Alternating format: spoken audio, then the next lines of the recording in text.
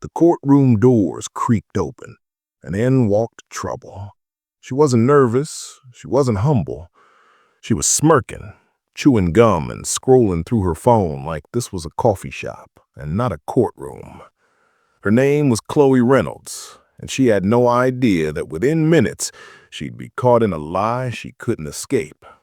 Across the aisle sat Lydia Parker, clutching a photo frame as if it were a lifeline. Lydia's eyes were tired, her shoulders tense. She'd come for justice, not revenge, but deep down she already knew this confrontation would hurt. Judge Judy looked up from the file, her glasses sliding halfway down her nose. She didn't even need to speak yet. The silence said it all. But Chloe filled it anyway. "I didn't steal anything, so let's just get this over with." Judy raised an eyebrow. "We're starting with attitude today?" Chloe crossed her arms. "I'm just saying there's no proof. She can't prove I stole it." The audience shifted. A murmur ran through the room. Judy closed the file slowly, deliberately, and gave a smile that could melt steel. People who start with, "You can't prove it," usually just did it. A few spectators chuckled. Chloe's smirk faltered, but only for a moment. "Or maybe I'm just sick of being accused," she shot back. Judy leaned forward. "Then you'll be happy to clear your name, won't you?" Across the room, Lydia's voice trembled. "Your Honor, I just want my grandmother's bracelet back. That's all I want." Chloe let out a small laugh under her breath. "Here we go again." Judy's eyes flashed. "Miss Reynolds, one more sarcastic word out of you, and you'll be spending the rest of this case standing." The room went silent. Lydia swallowed and began to explain. She and Chloe had been roommates for nearly 2 years. At first, they got along fine, split rent, shared groceries, even borrowed each other's clothes. But things changed. Chloe started forgetting to return things. A sweater here, some makeup there, even cash that went missing from the kitchen counter. Lydia tried to ignore it, but then one day, after Chloe suddenly moved out, she noticed something far worse was gone. Her grandmother's diamond bracelet. It wasn't just expensive, it was the last thing her grandmother had given her before she passed away. "I called her," Lydia said softly, "and she said she never saw it. But then 2 days later she posted a picture wearing it." Gasps filled the room. Judy turned to Chloe. "Did you post a picture wearing the bracelet?" Chloe shrugged. "I post pictures all the time. I have a lot of jewelry. Maybe it looks like hers." "Oh," Judy said, "so it's just a coincidence you own an identical bracelet?" "Exactly," Chloe said with a smirk. "Coincidence." Judy smiled back, but it wasn't friendly. "Miss Parker, do you have this post?" Lydia nodded, handing her phone to the bailiff. Judy took it, tilting her head as she looked at the screen. There it was. Chloe posing in front of a mirror, wearing a gold bracelet with a diamond centerpiece. The caption read, "Feeling classy today." Judy lowered the phone and looked straight at Chloe. "Would you hold up your right wrist, please?" Chloe hesitated, then reluctantly lifted her hand. The same bracelet caught the light of the courtroom, sparkling like it was proud of itself. Lydia gasped. The room fell silent. Judy studied the bracelet, then the photo, then Chloe. 3 seconds, she said quietly. "That's how long it took to catch you lying." Chloe blinked. "What? You can't prove that's hers. You don't know where I got it." Judy's voice was like steel. "Oh, I think I do. Miss Parker, you mentioned your grandmother had something engraved on the inside?" "Yes, Your Honor. Her initials, MP, Margaret Parker." "Bailiff, kindly take the bracelet from Miss Reynolds." Chloe's eyes widened. "Wait, no, this is mine. You can't just sit down." Judy's tone didn't rise, but it carried enough authority to drop the temperature of the entire room. The bailiff carefully took the bracelet from Chloe's wrist and handed it to Judy. She turned it over, then read aloud, "MP." The sound of those 2 letters filled the courtroom. Judy held up the bracelet for everyone to see. "Would you like to explain why your so-called gift has someone else's grandmother's initials carved into it?" Chloe's mouth opened, but nothing came out. Finally, she muttered, "It was a gift. My boyfriend gave it to me." Oh, really? And what's his name? Chloe hesitated. He, he, his name's Tyler. Judy looked down at the case file. Interesting, because Miss Parker's statement says you haven't had a boyfriend in 6 months? The audience burst into whispers. Judy tapped her pen twice, sharp and rhythmic. Miss Reynolds, we're not even 10 minutes into this hearing, and you've already told 2 lies. You might want to start over. The smirk was gone now. Chloe's posture sank. Lydia looked at her with a mixture of hurt and disbelief. Judy leaned back in her chair, crossing her arms. This is the part where you decide whether you want to walk out of here with a lesson or a judgment against you. I strongly suggest you pick the first option. The courtroom had gone quiet, the kind of silence that hums right before the storm hits. Judy set the bracelet down on her desk and folded her hands. Her expression was calm, but everyone could feel it, the gears turning, the calculation, the setup for whatever she was about to do next. Miss Reynolds, she said slowly, you told me this bracelet was a gift. I'd like you to explain how your supposed boyfriend happened to buy a bracelet engraved with your roommate's grandmother's initials. Go ahead, we've got time. Chloe shifted in her seat, trying to find her footing. I don't know, maybe it was just something he picked up. I didn't look at the engraving. Judy tilted her head. You didn't look at the engraving on a diamond bracelet. Chloe nodded quickly. Yeah, I didn't care about the details. It's just a bracelet. The audience chuckled, sensing the absurdity. Judy didn't laugh. She leaned forward, elbows on the bench, and spoke with icy precision. So, you're saying someone gave you a bracelet that just happens to be identical to one your former roommate claims was stolen, complete with her family's initials, and you didn't notice. That's your story. Chloe shrugged, trying to look confident. That's what happened. Judy turned to the bailiff. Mr. Bird, I think it's time we take a look at these text messages that were included in Miss Parker's evidence file. Chloe's head snapped up. What text messages? Judy smirked. Oh, you'll see. Bird handed her a printed sheet of messages. Judy adjusted her glasses, scanning the paper as she began to read aloud. Lydia, hey, did you happen to pack my bracelet by mistake? I can't find it anywhere. Chloe, what bracelet? Lydia, the gold one with the diamond in the middle, my grandma's. Chloe, no idea. Check your jewelry box better. Judy lowered the paper just long enough to glance at Chloe. This you? Chloe looked away. I don't remember sending that. Oh, you will, Judy said dryly, and kept reading. Lydia, I've checked 3 times. Are you sure it's not in your stuff? Chloe, why would you have your old jewelry? I have taste, remember? Gasps echoed through the room. Lydia's face turned red, not with anger, but with humiliation. Judy's voice hardened. You said that to her? Chloe swallowed. I was mad. She was accusing me. No, Judy said. She was asking you a question. You responded with arrogance, which is usually how liars defend themselves when they're cornered. The courtroom buzzed again. Someone whispered, she's done for. Judy looked at Lydia. Miss Parker, what happened after those messages? Lydia hesitated. I didn't hear from her for weeks. She blocked me. I thought I'd never see the bracelet again. Then my cousin sent me the photo. Chloe had posted it online. Judy looked back at the defendant. You blocked her? Chloe crossed her arms. Because she was harassing me.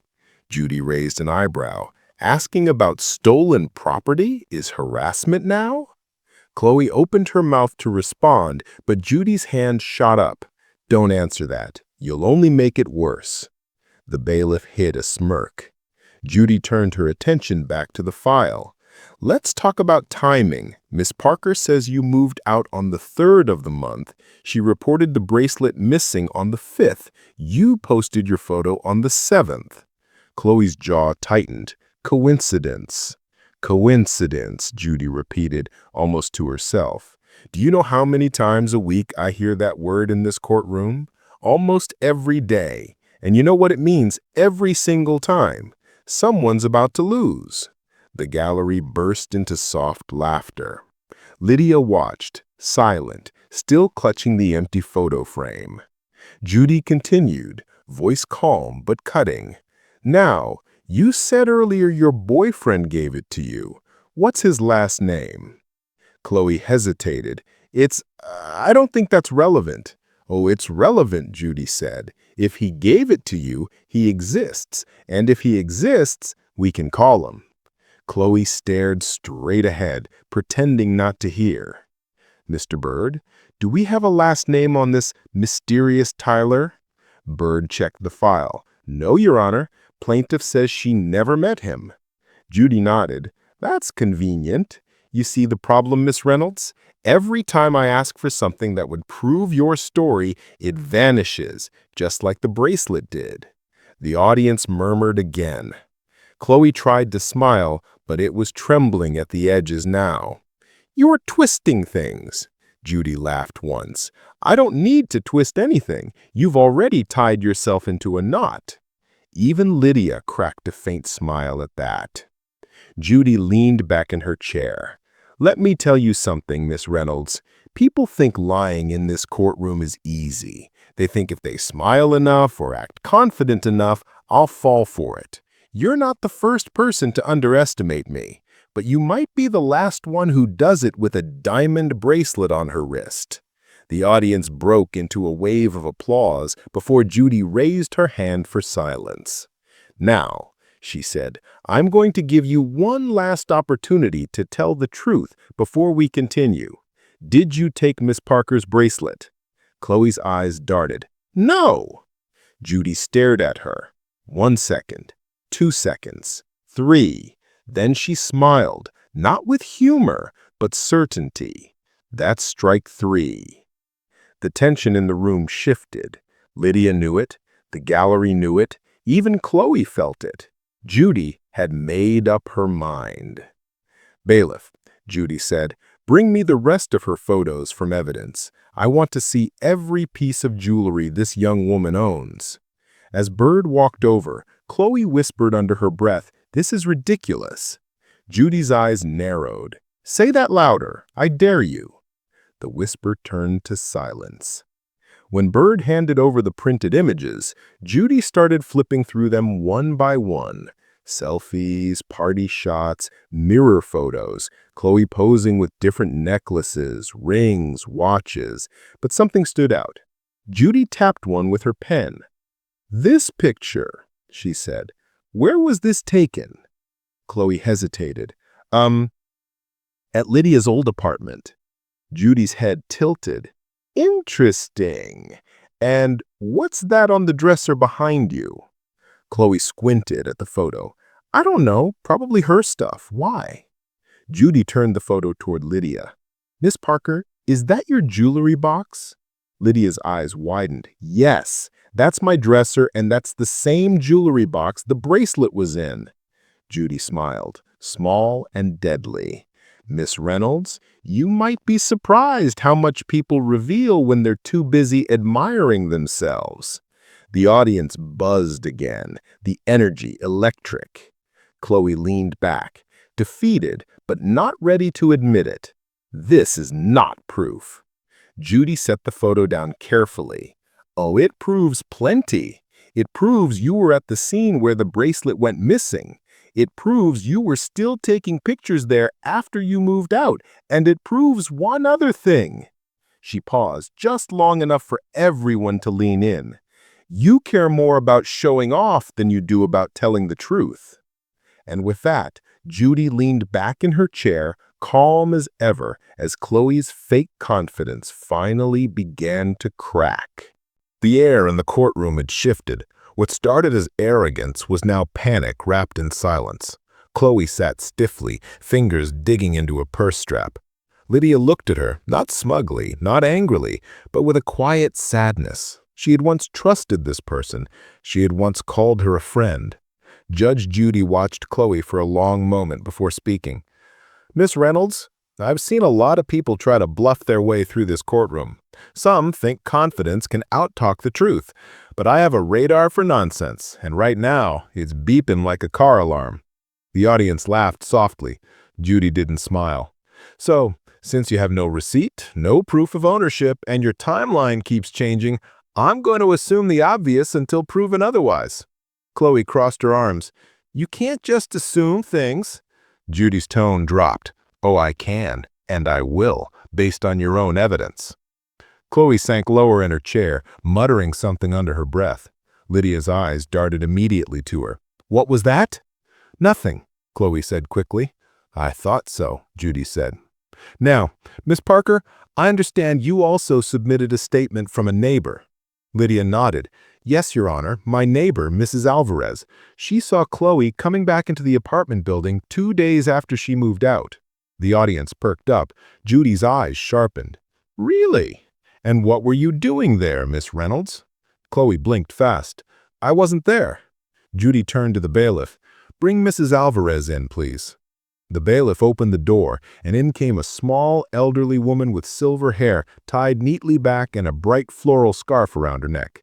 Her steps were slow, but her presence commanded attention. "Good afternoon, Mrs. Alvarez," Judy greeted, softening her tone slightly. "Thank you for coming." The woman smiled kindly. "Of course, Your Honor. I just want to tell the truth." "Excellent," Judy said. "Please tell us what you saw." Mrs. Alvarez folded her hands. "I live right across the hall from Lydia. A couple of days after Chloe moved out, I saw her come back with a box. It was late, maybe 10 o'clock at night. I remember because I was taking out my trash." Judy nodded. "Go on." "She went into Lydia's apartment. I thought maybe she forgot something, but Lydia wasn't home. I knew because her car wasn't in the lot." Judy leaned forward slightly. "How long was Miss Reynolds inside?" "Maybe 20 minutes," Mrs. Alvarez said. "When she left, she didn't have the box anymore." Lydia's breath caught. "That was the night my bracelet went missing." Judy turned her gaze back to Chloe. "Miss Reynolds, anything you want to add?" Chloe shook her head quickly. "She's lying. She's old. She doesn't know what she saw." Mrs. Alvarez frowned. "Excuse me, young lady. My eyes worked just fine. I even waved at you, but you ignored me." The audience erupted with murmurs and laughter. Judy's gavel hit once. "Order!" She looked at Chloe again. "This woman just described the time, the date, and even the box you carried. Are you calling her a liar too?" Chloe's mouth opened, but no sound came out. "I'll take that as a yes," Judy said coolly. "Unfortunately for you, I believe her." Mrs. Alvarez nodded firmly and stepped aside. Judy thanked her and motioned for the bailiff to escort her back to the gallery. Once she was gone, Judy focused squarely on Chloe. "You went back into that apartment without permission, didn't you?" "No," Chloe said, voice cracking slightly.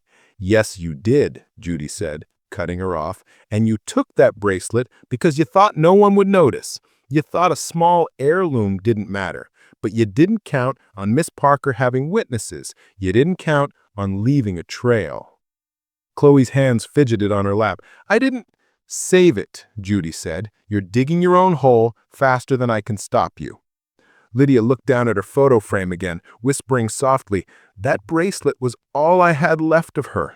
The words hung heavy in the room. Even Judy's face softened for a moment. "Miss Reynolds," she said quietly, "when you steal something sentimental, you're not just taking property. You're taking memories. You're taking a piece of someone's heart." For a split second, Chloe's expression shifted, guilt flickering like a brief shadow, but then it hardened again. "I didn't steal it," she said stubbornly. Judy leaned back in her chair. "You're consistent, I'll give you that. Consistently dishonest." The audience laughed again, but Judy didn't. She stared at Chloe as though she could see straight through the denial. "Let's talk about your character, shall we?" Chloe frowned. "My what?" "Your pattern," Judy said. "Because people don't wake up one day and suddenly become dishonest. It's a habit, and something tells me this isn't your first time." Judy flipped a page in the file. "According to Miss Parker's statement, you borrowed her laptop last year, and it came back cracked. You told her your cousin tripped on the charger cord. That true?" Chloe blinked. I mean, yeah, but that was an accident. An accident that you refused to pay for, Judy said. And then a missing designer purse, a borrowed coat that never reappeared. Chloe shifted. I don't remember all that. Of course not, Judy said. Selective memory seems to be a common condition in people sitting in that chair. The audience laughed again, but Judy didn't. She stared at Chloe as though she could see straight through the denial. You had to go back into that apartment because you knew the apartment would be cleaned up soon after, and you knew that since you were the only one who knew about the bracelet and no one else knew that you were no longer living there, you would be the only one who could pull this off, right? She had more than enough time to plan it and knew that it would be the time of the night that Lydia would not be home from work. She had everything she needed to set her trap.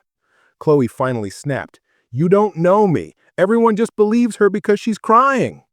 Judge Judy's gavel came down hard. Enough. The crack echoed across the courtroom. Silence followed. Let me be perfectly clear, Judy said, voice firm. You walked into this courtroom convinced you could out-talk the truth, but the truth doesn't need a lawyer. It just needs time. And in this courtroom, time always runs out for liars. Chloe stared at her, breathing hard, her eyes flickering between Judy and the bracelet still sitting on the bench. Judy leaned forward again. Now, before I make my ruling, I want to see if there's anything else you want to tell me. Because if I find out later that you've lied under oath, you're not just losing this case, you're risking a perjury charge. Do you understand that?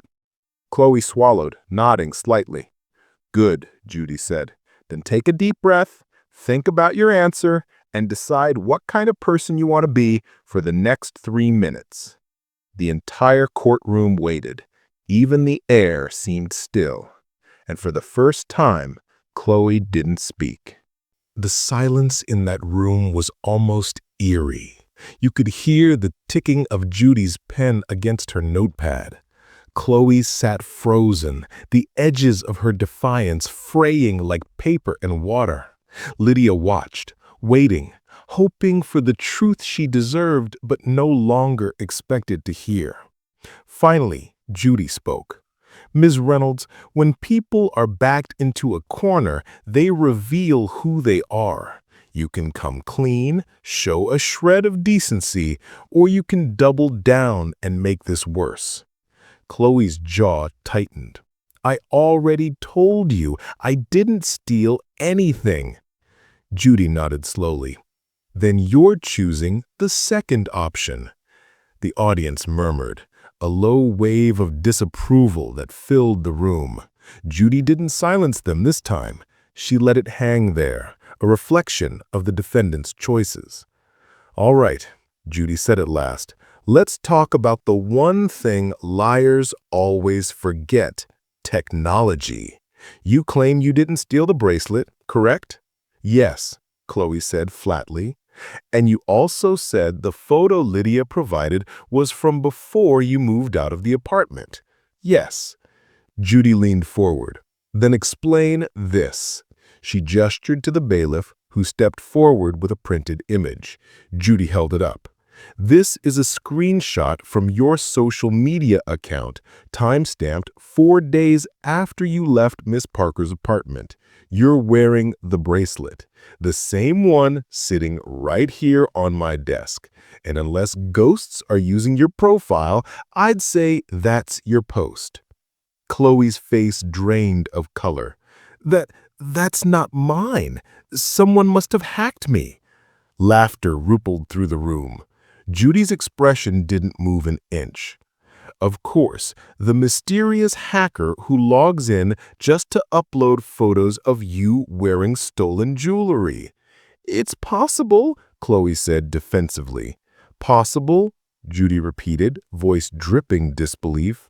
Ms. Reynolds, it's possible I could grow wings and fly out of this courtroom, but I wouldn't bet my reputation on it. The audience burst into laughter again. Even Lydia couldn't help but let out a tiny, weary smile. Judy dropped the photo back onto the file. I've heard every excuse in the book. You might as well tell me a bird flew in through the window and dropped the bracelet on your wrist. At least that would be original. Chloe's mouth trembled, but she stayed silent. Judy exhaled.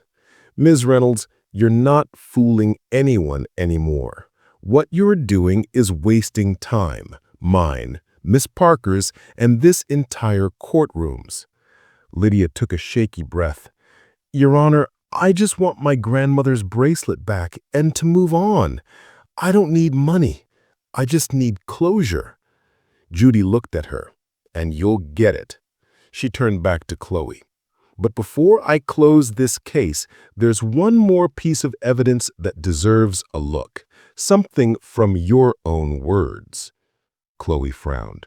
What are you talking about? Judy nodded to the bailiff. He walked over with a printed set of messages. Ms. Parker submitted copies of text conversations between the two of you. I have them right here. Chloe's head snapped toward Lydia. You went through my messages? Lydia's voice was steady, but her hands shook. They were between us, Chloe. You sent them. Judy flipped to the highlighted page. Let's read this together, shall we? Message dated March 8th, 11:42 p.m. She cleared her throat and read aloud. Hey, I went back to the apartment to grab my stuff. Don't freak out if you see my location there. I still had a few boxes left. Chloe blinked rapidly. That doesn't mean I took anything. Patience, Judy said, turning the page. Then 15 minutes later, another message. Also, if you notice something missing, I didn't take it, probably misplaced it. Lydia's eyes welled up. I remember that night. I thought she was just joking. Judy leaned back, folding her hands. Ms. Reynolds, most people don't text disclaimers about theft unless they're anticipating being accused of it. Why would you even write that? I was just being sarcastic, she stammered.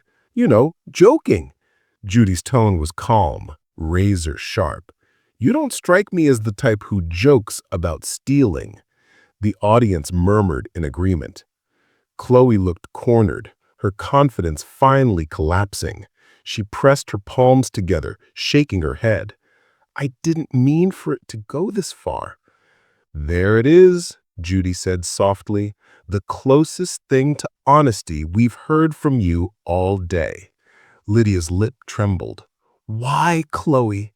You could have just asked me for help. I would have loaned you money. Chloe's voice cracked. You had everything, Lydia. You had nice clothes, you had that car, people actually liked you. I was struggling. You never noticed how hard it was for me to see you just happy all the time. The courtroom went quiet again. Judy's eyes softened slightly, but her tone stayed steady. So you decided to even the score by stealing from her. I just wanted something nice for once. Something that made me feel like I wasn't nothing. Judy exhaled through her nose. Ms. Reynolds, taking from someone else doesn't fill what's empty inside you. It just digs the hole deeper. And now you've dug yourself into one you can't climb out of. Chloe looked down, silent tears slipping down her cheek. Lydia wiped her eyes quietly, torn between anger and pity. Judy nodded once to the bailiff. Please return the bracelet to Miss Parker. The bailiff handed it to Lydia, who cradled it in her hands like it was gold and glass all at once. Thank you, Your Honor. Judy looked at her gently. You're welcome. And I hope you understand something. Forgiveness doesn't mean forgetting. It just means you choose peace over pain. But that choice is yours to make. Lydia nodded faintly, still staring at the bracelet. Then Judy's gaze returned to Chloe, sharp as ever. Ms. Reynolds, this court finds you responsible for theft and emotional distress. You will reimburse Miss Parker the appraised value of the bracelet in addition to returning it, totaling $2,500. Judgment for the plaintiff. Chloe nodded slowly, tears now streaming openly. But Judy wasn't done. One more thing, she said quietly. When you walk out of here, I hope you remember what lying in this courtroom costs you. Not just the money, but your dignity. Because that's something you can't buy back." Chloe nodded again. But this time, there was no argument, no excuses, no smirk. Just silence. The gavel came down, sharp and final. Lydia exhaled, clutching the bracelet close to her chest. Chloe stood slowly, her shoulders trembling. She turned once toward Lydia, as if to speak, but no words came. Lydia didn't say anything either. Sometimes silence says everything. As the bailiff led Chloe toward the exit, Judy glanced down at her notes, then said quietly to herself, 3 seconds to catch the lie, but the truth takes a lifetime to learn. The camera would fade there, but the weight of that moment would linger, because in that courtroom, justice didn't just expose the thief, it exposed the emptiness behind the theft. The sound of the gavel still echoed in Chloe's ears as the bailiff guided her toward the hallway. Every step felt heavier than the last. The courtroom doors closed behind her with a low thud, and for the first time all day, she wasn't performing. There was no smirk left, no audience to impress, just a girl who had run out of lies. Outside, she leaned against the cold wall, pressing her palms to her face. The makeup that had been perfect this morning now smudged into a blur. Her reflection in the hallway glass looked like someone she didn't recognize. Across the corridor, Lydia emerged too, bracelet back on her wrist. She walked slower this time, each movement measured. For a second, her eyes flicked toward Chloe. There was no gloating, no satisfaction, just exhaustion. Chloe dropped her gaze. "I didn't mean for it to go this far," she whispered. Lydia's voice was quiet but firm. "You could have stopped any time." Chloe's throat tightened. I thought if I had something beautiful, maybe people would look at me differently." Lydia shook her head. "You didn't need to steal something to be seen, Chloe. You just needed to be honest." They stood there, silent.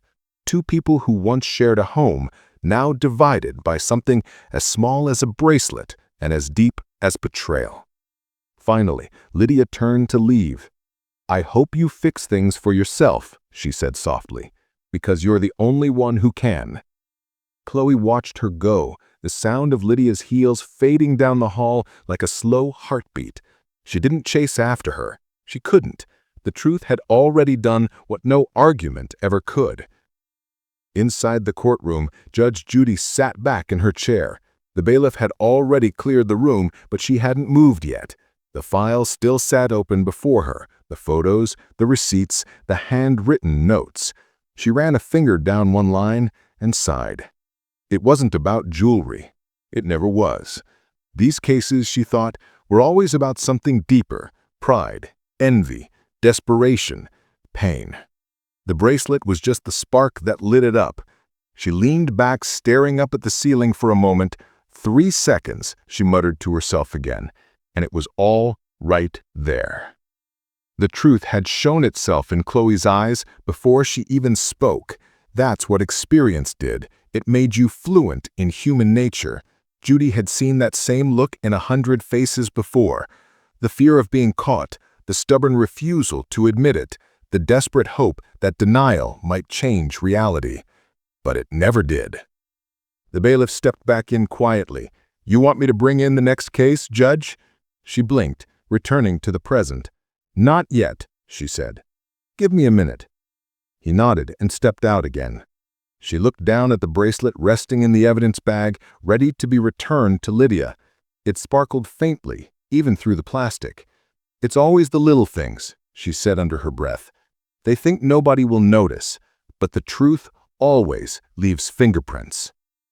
Her words hung softly in the empty courtroom. Meanwhile, out in the parking lot, Chloe sat alone on a bench, arms wrapped around herself. The cool breeze brushed against her hair, carrying the faint sounds of traffic and distant laughter, ordinary life moving on without her. Her phone buzzed in her pocket, a notification. Her best friend had sent a message. Saw the episode taping? What happened? You okay? She stared at the screen for a long moment, then typed back slowly. I messed up. Badly. For the first time in a long while, she didn't delete the truth. She sent it. The reply came back instantly. Come home. We'll figure it out. She stared at those words until her eyes blurred. Maybe it wasn't forgiveness. Maybe it was just a start, but for someone like Chloe, even a start felt like mercy. Back inside, Lydia walked out through the side door, bracelet glinting faintly in the sunlight. She held it to her chest for a moment, whispering, "Thank you, Grandma." The camera would have followed her into the daylight, her expression soft, free, relieved. But before cutting away, it would linger one last time on Judy. She was writing something on a yellow notepad. Her handwriting was sharp, deliberate. It read, "Truth may hide, but it never disappears." She underlined it once, then looked toward the door where Chloe had left. A rare flicker of sympathy crossed her face, not pity, understanding. People like Chloe weren't villains, Judy thought. They were lost souls trying to fill their emptiness with things that never could. But as harsh as her courtroom could be, sometimes the truth itself was the kindness they needed most. She closed the file, tapped it twice, and nodded to the bailiff. "All right," she said. Her voice steady again. "Next case." And just like that, another story of lies, loss, and justice folded neatly into the rhythm of her day. But for those who watched it unfold, one moment stayed unforgettable. That instant when a lie unraveled in 3 seconds flat, and Judge Judy reminded everyone watching that no matter how clever the excuse, truth always wins the stare down. The audience had gasped when the bracelet glittered under the lights, but it wasn't the jewelry they'd remember. It was the lesson that came after. Because in that courtroom, justice wasn't loud, it was precise, relentless, and inescapable, like the truth itself. 3 days passed, but the echo of that courtroom moment refused to fade. For Chloe Reynolds, the world suddenly felt much smaller. Her phone, once a constant stream of notifications, had gone silent.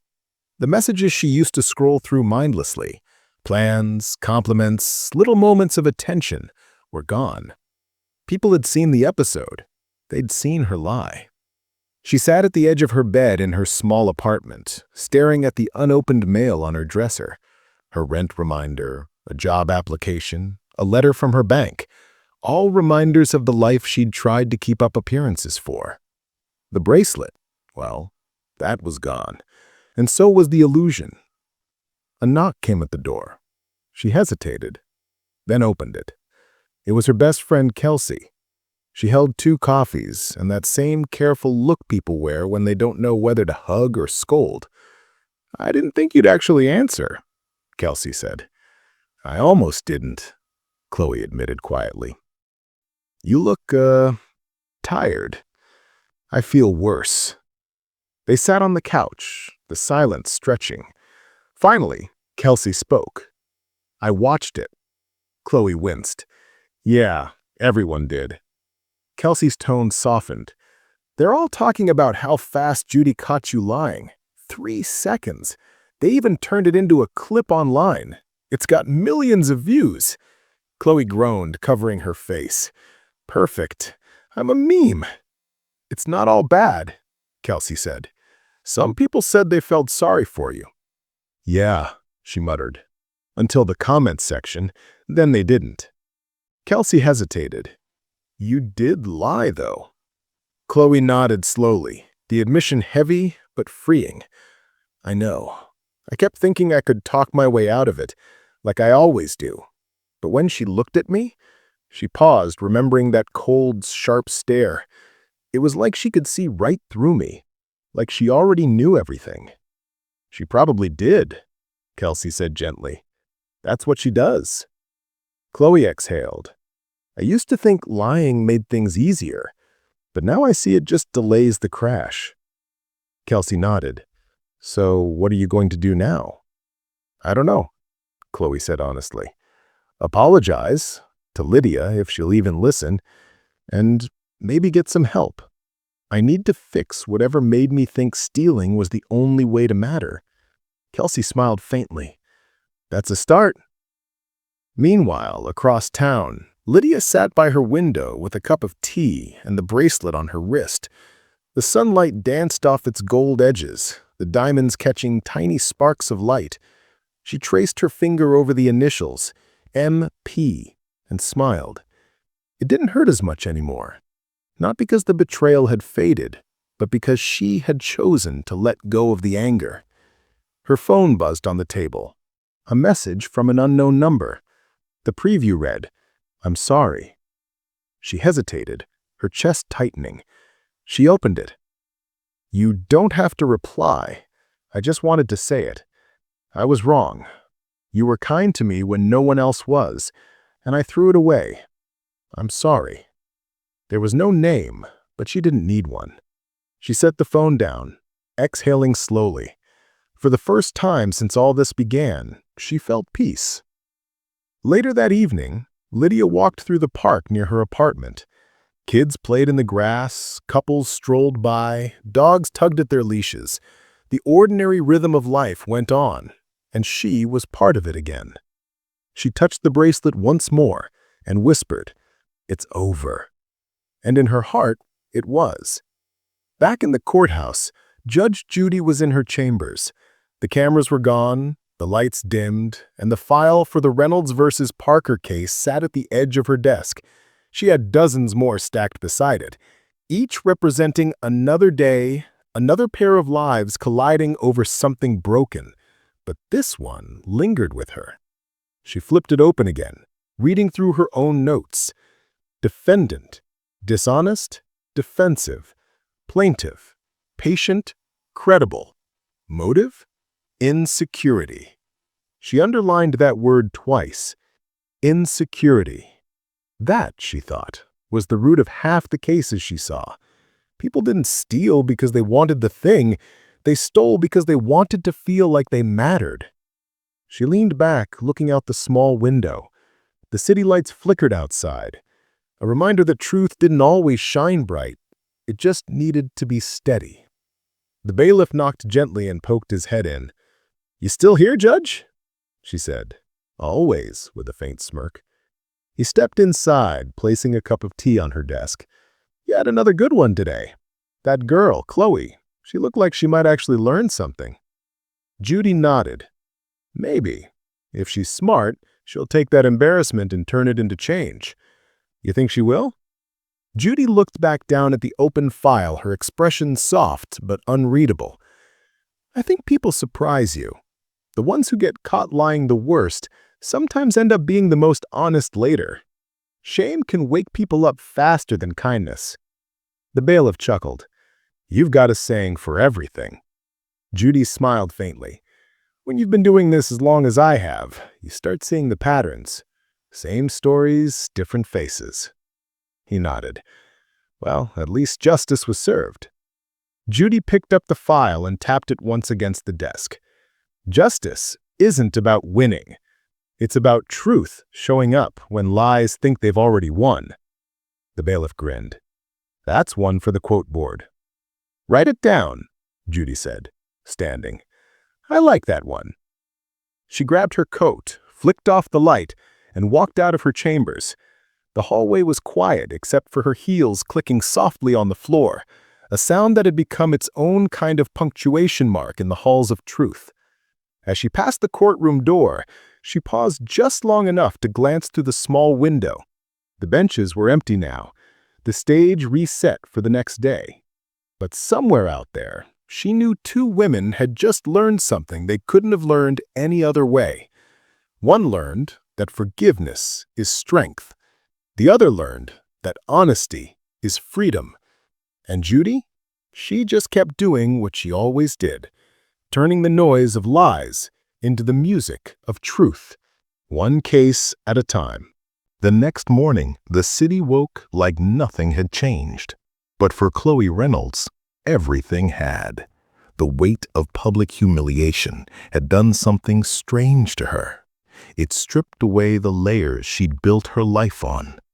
Every lie she'd told suddenly felt heavy, visible, and pointless. She sat at her small kitchen table, staring at her laptop screen. The cursor blinked over an open email draft addressed to Lydia Parker. She'd written and deleted the message at least 20 times. Nothing sounded right. Everything she tried to say felt small compared to what she'd done. Finally, she started typing without thinking. Lydia, I don't expect forgiveness. I don't even deserve your time. But I need you to know I'm sorry. Not because of what happened in court, but because I made you doubt your kindness.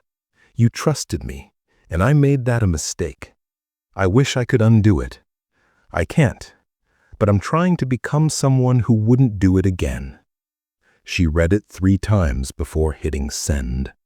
Her hands trembled as she closed the laptop. She didn't expect a reply. She just needed to say it. Later that afternoon, she went downtown.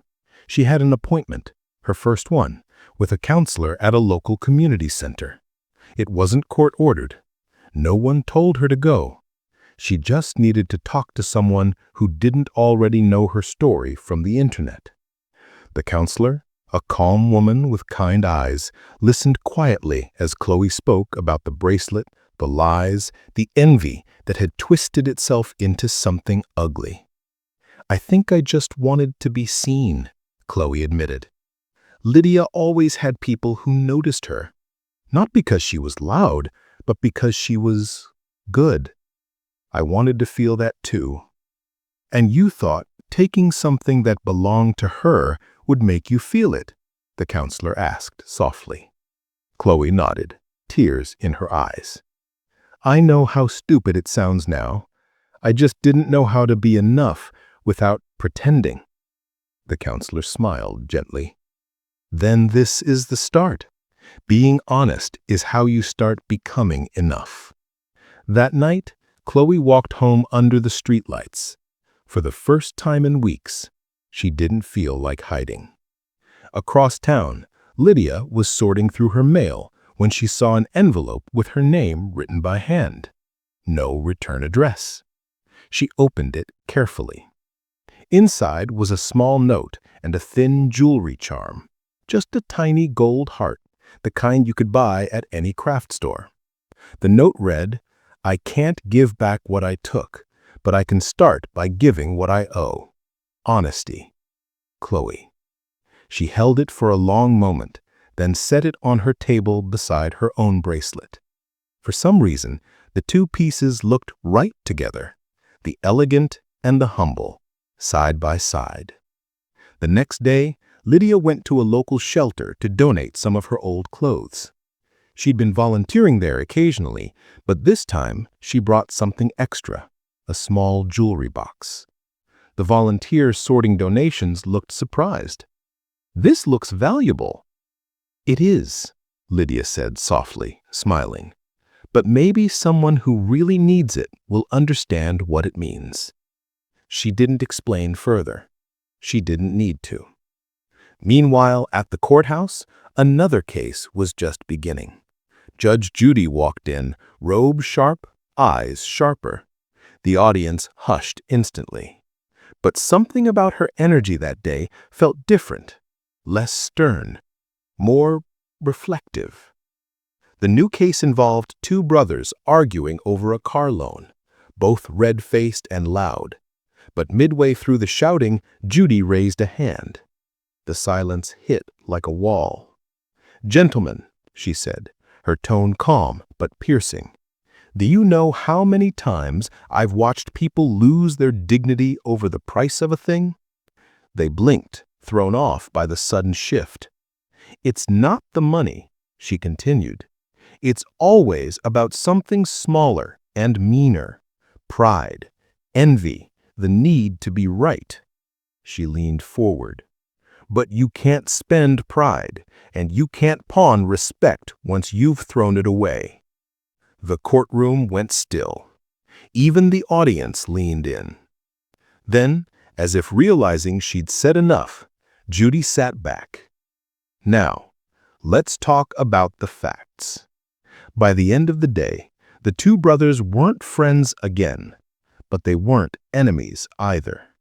They shook hands, quietly, like men who understood something new about themselves.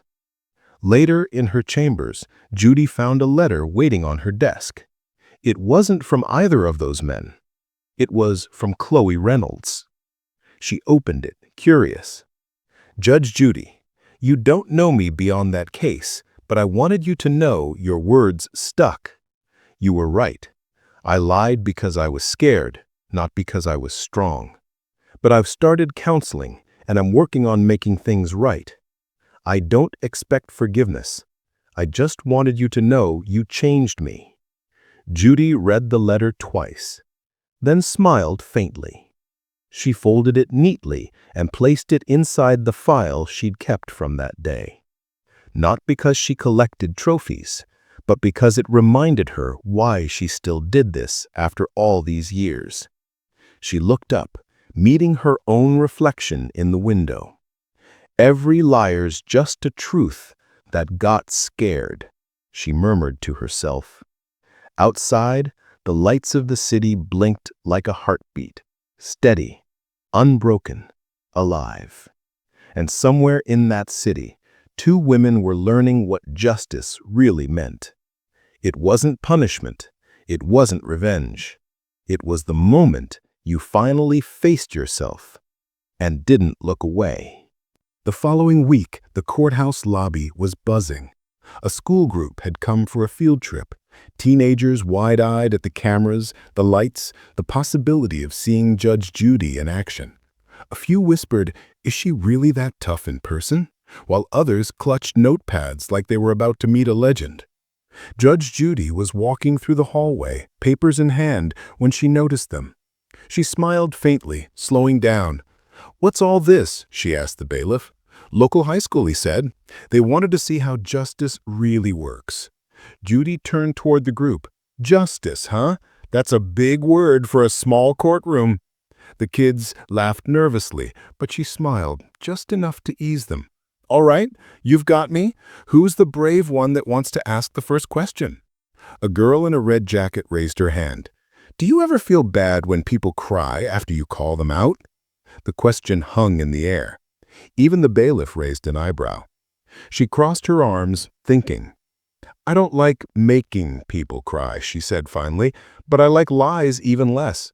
Sometimes the truth hurts because it's medicine, not poison, and medicine doesn't taste good, but it saves your life." The girl nodded slowly, understanding. Another student chimed in, "Do people ever change, like after court?" Judy smiled at that one. "Sometimes," she said, "you'd be surprised. Shame can crush you, or it can wake you up. The ones who wake up, those are the ones I remember." As she said it, she thought of Chloe Reynolds, the letter, the shaky handwriting, the honesty she'd found after losing everything. "Can we see the courtroom?" another student asked. Judy gestured toward the doors. "Come on then, but remember, this isn't a stage, it's a mirror. Every case that happens in here shows someone what they looked like when the truth finally shows up." The students followed her in, hushed, curious. She stood at the bench and looked around. The empty seats, the witness stand, the camera lights waiting like sentinels.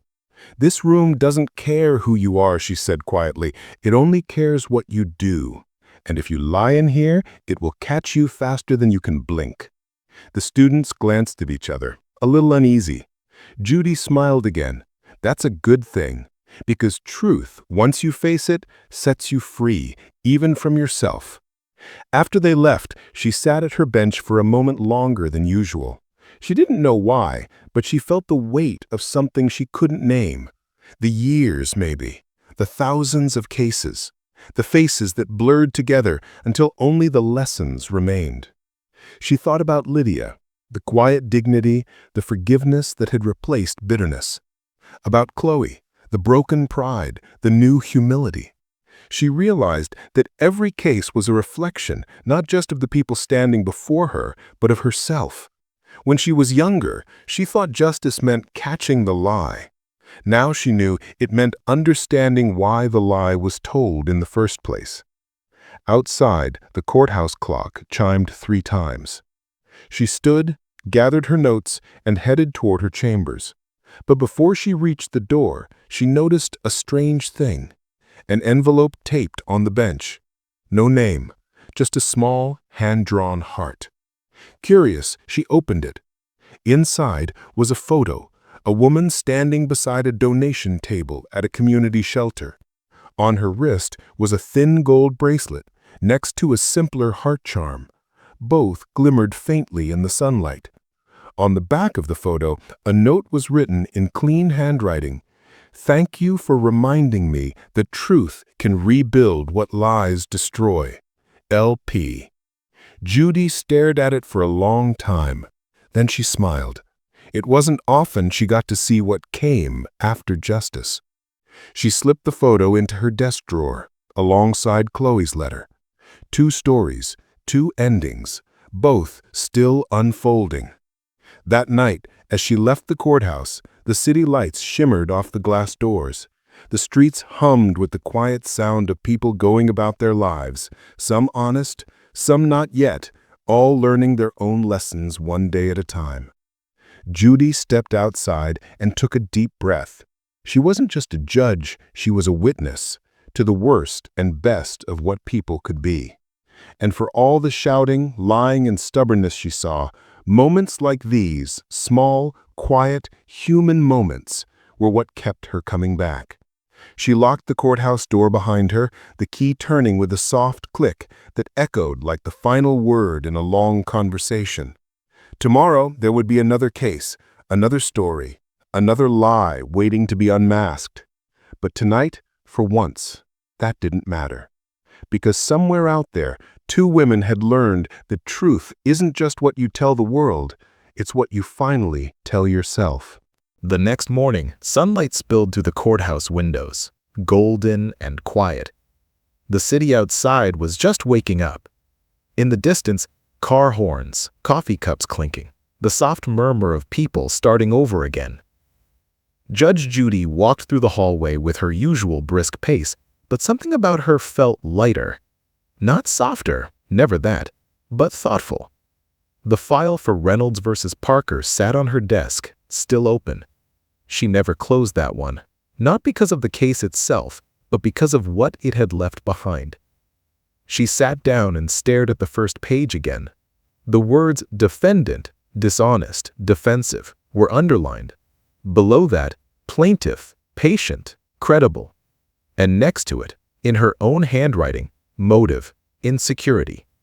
She picked up her pen and added one more word beneath it, growth. She looked at it for a moment and smiled. Growth wasn't something you could order in a courtroom. It had to be earned, painfully, slowly, through mistakes that scraped you raw. There was a knock on her door. The bailiff peeked in. "You wanted me to remind you about that charity luncheon." Judy nodded. "Right. Who's hosting this one again?" "Community center downtown. Something about helping first-time offenders get counseling instead of jail time. They've got a few speakers lined up." Judy arched an eyebrow. "Counseling instead of punishment, huh?" He grinned. "Progressive stuff, Judge." She smirked. "We'll see." A few hours later, the ballroom buzzed with voices and laughter. Local officials, volunteers, and families filled the seats. A small banner at the front read, "Second chances matter." Judy sat near the front, hands folded, listening as the speakers took the stage. Most were lawyers, social workers, and counselors. She nodded politely until she heard a familiar name. "Our next speaker," the host announced, "is someone who's turned her mistakes into purpose. She's part of our rehabilitation program and now works here at the center full-time. Please welcome Chloe Reynolds." Judy's head tilted up slightly. Chloe walked onto the stage, her posture uncertain, but her eyes steady. She wore simple clothes, nothing flashy. Her voice trembled at first, but then found its rhythm. 2 years ago, I thought the worst thing that could happen to me was getting caught. I was wrong. The worst thing was realizing who I'd become before that. The room fell silent. I was selfish, jealous, and desperate to be seen. And when I got caught, I lied to the one person who trusted me. I lied to a judge who saw through it instantly. A few chuckles rippled through the crowd. They knew who she meant. Chloe smiled faintly.